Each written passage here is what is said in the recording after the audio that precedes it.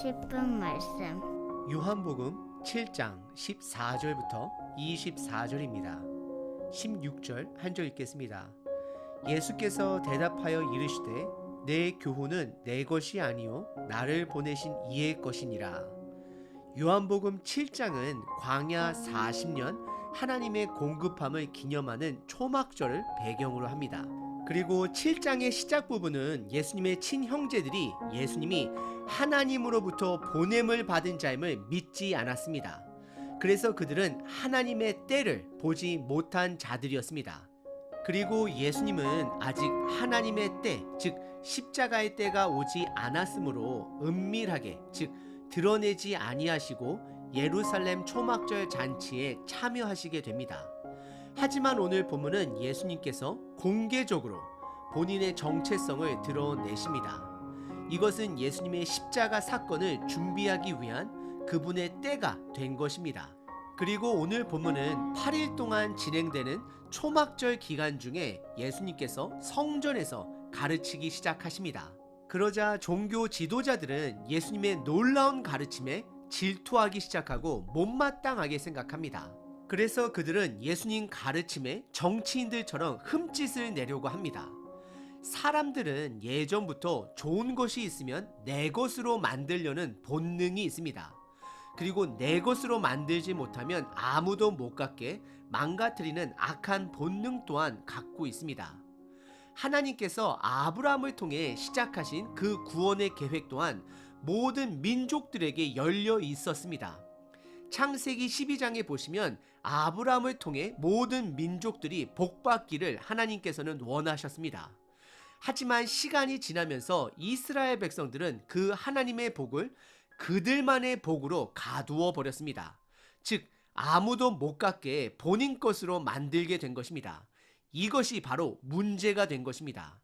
여러분들 한 번쯤 냉장고에 귀한 음식을 너무 오랫동안 보관해서 한 번 정도는 버린 적이 있으실 것입니다. 그리고 이럴 줄 알았으면 누구하고 나눌 거라고 생각해 보신 분들도 있을 것입니다. 하나님이 주신 복은 지금 이스라엘 안에 갇혀 썩어버리게 된 것입니다. 이들의 큰 착각은 그 복이 그들만의 것이다 착각한 것입니다. 혹시 지금 시대에 예수님께서 우리들에게 주신 복음을 우리가 우리 안에 가두어 썩게 만드는 것은 아닌지 점검해 보셔야 합니다. 내 교회의 이름을 브랜드화해서 그 복음을 교회 안에 가둔다든지 목사 한 사람이 브랜드화되어 그 복음이 그 사람 안에 가두어 버린 것은 아닌지, 그래서 우리도 모르게 내 가정 안에 정체된 복음이 이제는 썩어 혹시 악취가 나고 있지는 않은지 점검해 보셔야 합니다. 복음은 내 것이 아닙니다. 하나님 아버지의 것입니다. 그래서 우리는 그것을 나눠야 합니다. 오늘 본문에 등장하는 종교 지도자들은 그들이 그토록 기다려왔던 온전한 가르침을, 예수님을 알아보지 못하고 예수님의 가르침을 흠잡기 시작하고 그들의 율법의 가르침을 빼앗기지 않게 노력하는 그들의 모습을 보여주고 있습니다. 오늘 본문은 두 번의 대화 내용을 담고 있습니다. 첫 번째 대화 내용은 14절서부터 19절까지 예수님의 가르침의 근원을 드러내십니다. 우선 14절에 오늘 본문의 배경을 설명합니다. 이미 명절의 중간이 되어 예수께서 성전에 올라가사 가르치시니라고 기록하고 있습니다. 세 가지로 정리할 수 있습니다. 첫 번째는 8일 동안 진행되는 초막절 중간에 예수님께서 방문하셨습니다. 두 번째는 장소는 예루살렘의 심장인 성전입니다. 그리고 세 번째는 예수님께서 그 성전에서 가르치기 시작하셨다라고 성경은 말하고 있습니다. 그리고 이어서 15절에 예수님의 시작된 가르침으로 종교 지도자들은 놀라게 됩니다. 15절입니다. 유대인들이 놀랍게 여겨 이르되 이 사람은 배우지 아니하였거늘 어떻게 그를 아느냐 하니. 우선 먼저 종교 지도자들이 예수님을 이 사람이다 라고 표현합니다. 그것은 예수님을 무시하는 표현입니다. 그리고 배우지 않았다, 어떻게 그를 아느냐라는 표현은 그를 읽고 쓰는 능력이 아닌 구약 말씀을 풀어 설명하는 능력을 말하는 것입니다. 이들은 요한복음 1장에 드러난 태초부터 계신 말씀이 육신이 되어 이 땅에 오신 것을 당연히 그분이 예수님인 것을 깨닫지 못합니다. 왜냐하면 이들은 어둠에 있기 때문입니다. 이들은 예수님으로부터 배울 수 있는 그 값진 기회보다 예수님을 시기하고 질투합니다. 왜냐하면 예수님이 중요한 것이 아니라 내 자신이 중요하기 때문입니다. 그 당시 누군가 성전 안에 있는 행각에서 말씀을 강론할 때에는 나의 스승이 누구이고 내가 어떤 교육을 받았는지가 매우 중요했습니다. 지금 시대로 말하자면 명문대학을 나오고 박사학위가 있으면 조금 더 사람들이 높게 보는 사회 환경과 비슷합니다. 그래서 예수님께서는 종교 지도자들이 예수님의 그런 배경을 궁금해 할 줄 아시고 16절서부터 18절에 다음과 같이 선포하십니다. 예수께서 대답하여 이르시되 내 교훈은 가르침을 말하죠. 내 것이 아니요 나를 보내신 이의 것이니라 하나님 아버지의 것이다 라고 말씀하시죠. 사람이 하나님의 뜻을 행하려 하면 이 교훈이 하나님께로부터 왔는지 내가 스스로 말함인지 알리라. 스스로 말하는 자는 자기 영광만 자기의 명예만 구하되 보내신 이의 영광을 구하는 자는 참되니 그 속에 불의가 없느니라. 즉 예수님께서는 하나님을 드러내며 불의가 없이 본인의 명예욕이 없이 하나님의 온전한 가르침을 드러내는 자다라고 선포하고 있는 것입니다. 우리는 여기서 큰 그림을 볼 수 있어야 합니다. 그 당시 종교 지도자들은 하나님으로부터 직접 가르침을 받은 자는 모세라고 생각을 합니다. 그리고 모세가 준 율법이 하나님의 절대적인 근원이다라고 믿기 때문에 율법을 매우 생명처럼 여기게 된 것입니다. 하지만 이들은 율법의 원조가 되신 예수님을 보지 못하고 있는 것입니다. 율법은 예수님의 그림자입니다. 그래서 예수님은 이들에게 나의 가르침은 율법 전에 있었던 하나님으로부터 왔다라고 선포하는 것입니다. 그래서 예수님 본인은 사람의 영광, 즉 사람의 이름을 명예롭게 높이는 자가 아니라 말씀의 저작권을 갖고 계신 하나님 아버지께만 영광을 돌리고 있는 것입니다. 그리고 이어서 예수님은 예수님의 가르침을 의심하는 종교자들에게 따끔한 가르침을 19절에 주게 됩니다. 19절입니다. 모세가 너희에게 율법을 주지 아니하였느냐? 너희 중에 율법을 지키는 자가 없도다. 너희가 어찌하여 나를 죽이려 하느냐라고 말씀하십니다. 예수님은 율법의 뿌리 10계명을 전달한 모세를 말하며 단호하게 모세의 율법을 지키는 자가 없다라고 그들의 죄악됨을 드러내십니다. 그 이유는 예수님께서 종교 지도자들이 이미 예수님을 죽이려고 했던 그들의 마음을 알고 계셨던 것입니다. 율법은 생명을 귀하게 여깁니다. 하지만 이들은 예수님을 죽이려 함으로 그 율법을 어기고 있음을 예수님께서 드러내고 있는 것입니다.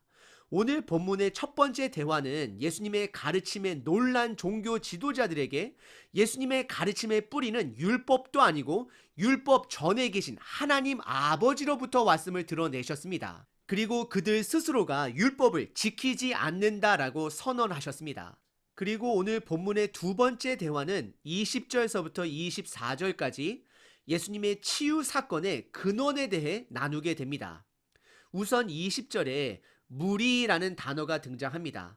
여기서 말하는 무리란 종교 지도자들뿐만 아니라 그들의 계획, 예수님을 죽이려 하는 계획을 모르는 일반 유대인 시민들까지 포함이 되어 있는 것입니다. 그래서 그 무리는 예수님을 귀신 들렸다 표현하면 누가 자기를 죽이려고 하느냐 말하며 예수님을 미친 사람 취급하게 됩니다.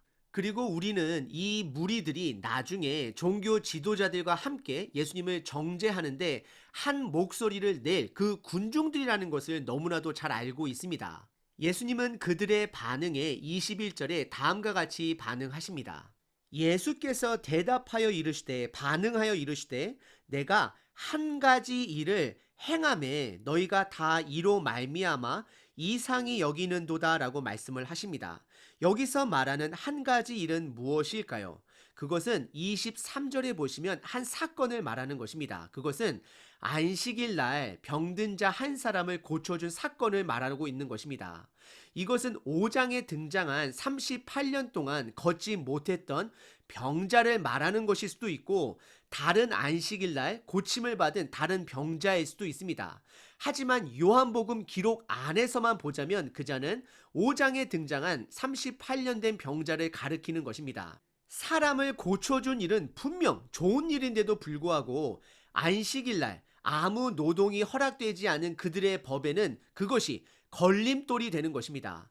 그래서 22절에 예수님께서 그들의 법에 있는 안식일법의 예외 규정을 예로 드십니다.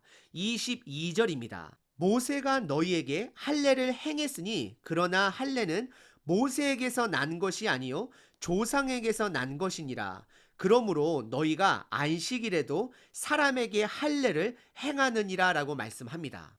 이스라엘 남자 아기라면 태어난 지 8일째 되는 날에 생식기 끝부분을 잘라내는 할례를 반드시 받아야 했습니다. 그런데 이 날이 안식일과 겹치게 되더라도 그 날만큼은 할례를 행할 수 있게 됩니다. 왜냐하면 할례는 생명과 관련이 있기 때문입니다. 그래서 23절에 예수님께서 생명과 관련된 할례는 안식일에 행해도 괜찮고 죽어가는 병자를 고쳐주는 생명의 일은 왜 안 되는지를 그들에게 되묻고 있는 것입니다. 23절입니다.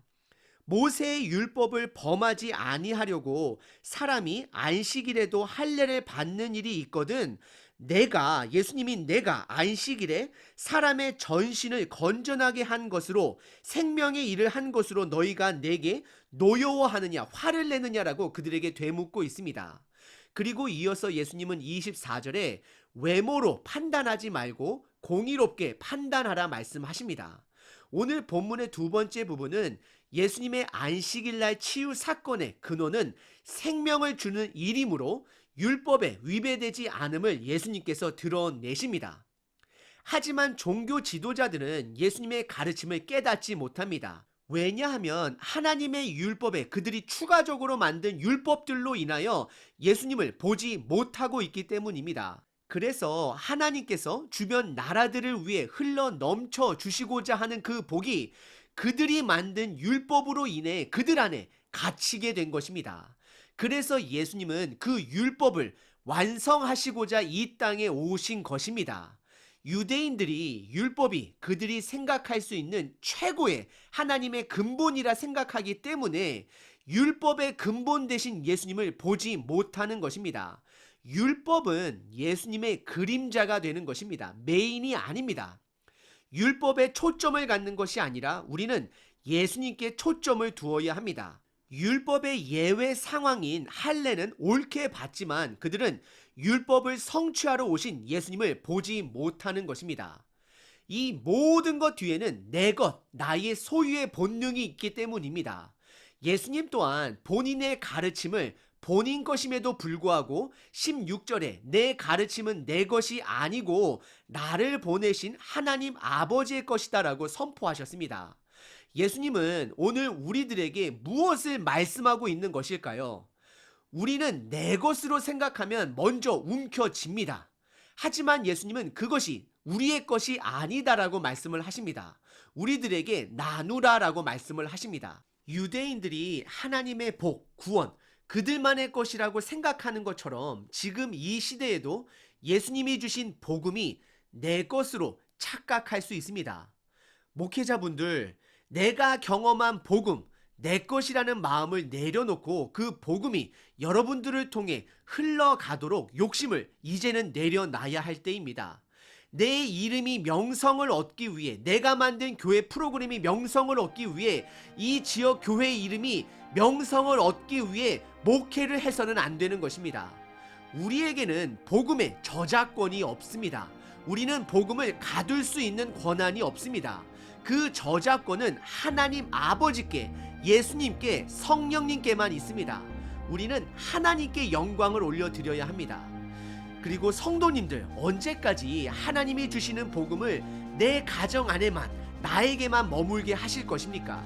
이제는 하나님이 저와 여러분들에게 주신 그 복음이 흘러 넘치기 위해 나누셔야 됩니다. 그럼 도대체 복음을 어떻게 나눌 수 있을까요? 첫 번째, 나의 명예를 위해 믿음 생활하지 마십시오. 교회 안에서 밖에서도 예수님의 이름만 드러나면 되는 것입니다.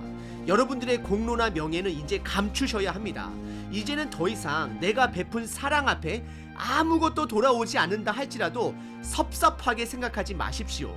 두 번째, 나의 기준, 내가 만든 나만의 율법을 내려놓으시길 바랍니다.